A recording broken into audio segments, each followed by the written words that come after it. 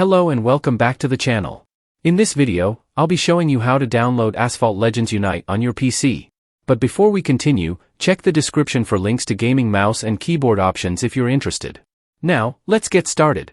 First, make sure that Steam is installed on your PC. Steam is a great platform for downloading a variety of games. If you don't have Steam yet, head to the official Steam website. Click on the Install Steam button at the top right and follow the instructions to get it installed. Once you have Steam set up, open it.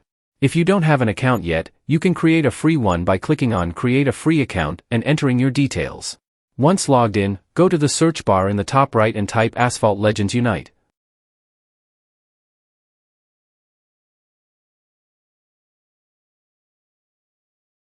The game will appear in the results.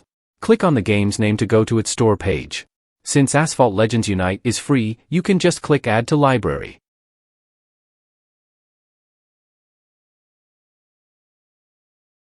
After that, go to your Library tab. You'll find Asphalt Legends Unite listed there. Click on it and hit Install. Choose where you want to install the game, then click Next. The download will start automatically. Once the download is complete, the Play button will appear. Click on it to launch Asphalt Legends Unite. That's it for this video.